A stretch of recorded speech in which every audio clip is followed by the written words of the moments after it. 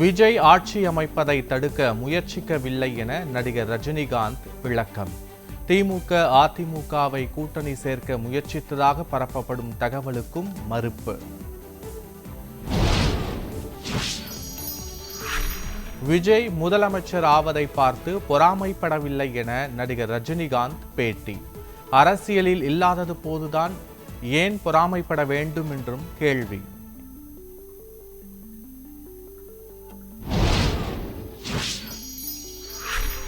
ஒரு தலைமுறை இடைவெளி உள்ள விஜயுடன் நான் ஏன் போட்டியிட வேண்டும் என ரஜினிகாந்த் கேள்வி. எம்ஜிஆர் என்டிஆர் வரிசையில் வரலாற்று சாதனையை விஜய் படைத்திருப்பதாகவும் பாராட்டு. ரஜினியுடன் தனக்கு போட்டி இருந்தது பொறாமை கிடையாது. மக்கள் நீதி மய்யம் தலைவர் கமல்ஹாசன் விளக்கம்.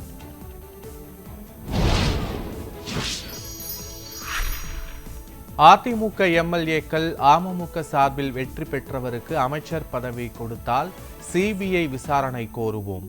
அதிமுகவை தாவேக அழிக்க பார்ப்பதாகவும் திருச்சியில் அமமுக பொதுச் செயலாளர் டிடிவி தினகரன் பேட்டி.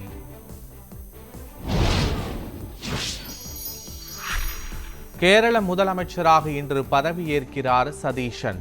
தமிழக முதல்வர் விஜய்க்கு கேரள அரசு அழைப்பு விடுத்திருந்த நிலையில் அவர் பங்கேற்கவில்லை என தகவல்.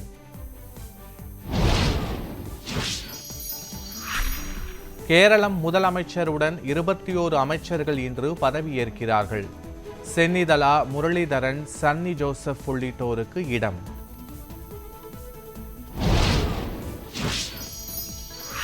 கேரளாவில் கூட்டணி ஆட்சி அமைக்கும் காங்கிரஸ். முஸ்லிம் லீக் கட்சியை சேர்ந்த 5 பேருக்கு அமைச்சர் பொறுப்பு.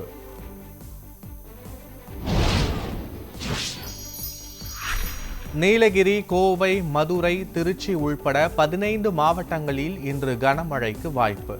சிவகங்கை, சேலம், தருமபுரி, கிருஷ்ணகிரி மாவட்டங்களிலும் காற்றுடன் கூடிய கனமழை பெய்யும் என கணிப்பு.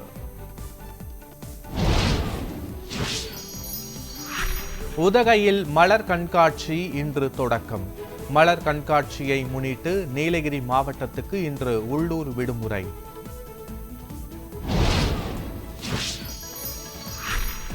இந்தியாவில் மிக முக்கிய தேசிய தேர்வுகளின் வினாத்தாள்கள் மீண்டும் மீண்டும் கசிய விடுவது ஏன்? பிரதமர் மோடிக்கு எதிர்க்கட்சித் தலைவர் ராகுல் காந்தி கேள்வி. சென்னை எழும்பூரில் வந்தே பாரத் ரயிலை மறித்து இளைஞர்கள் மற்றும் காங்கிரசார் போராட்டம். நீட் தேர்வை முழுமையாக ரத்து செய்ய வலியுறுத்தி முழக்கம்.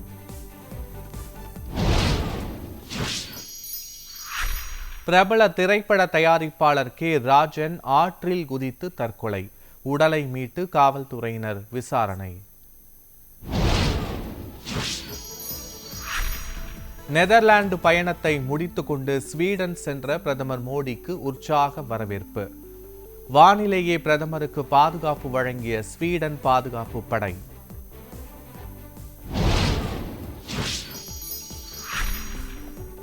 பிரதமர் மோடிக்கு ஸ்வீடன் நாட்டின் உயரிய விருது வழங்கி கௌரவம். இதுவரை 31 நாடுகளின் உயரிய விருதை பெற்று பெருமிதம்.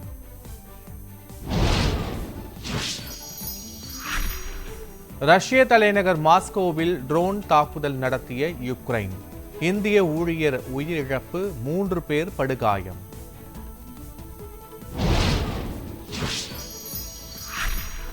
நடப்பு ஐபிஎல் தொடரில் முதல் அணியாக பிளே ஆஃப் சுற்றுக்கு தகுதி பெற்றது பெங்களூரு. பஞ்சாப் அணியை 23 ரன்கள் வித்தியாசத்தில் வீழ்த்தி அசத்தல்.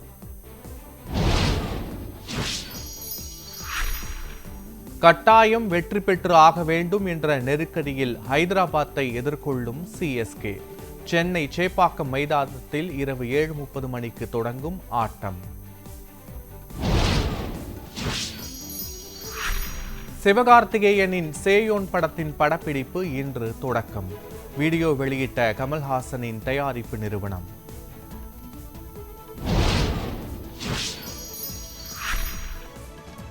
ஈரானுக்கான நேரம் வேகமாக ஓடிக்கொண்டிருப்பதாக அமெரிக்க அதிபர் ட்ரம்ப் எச்சரிக்கை. விரைவாக முடிவெடுக்கவில்லை என்றால் நாட்டில் எதுவும் மிஞ்சாது என ட்ரூத் சமூக வலைதளத்தில் பதிவு.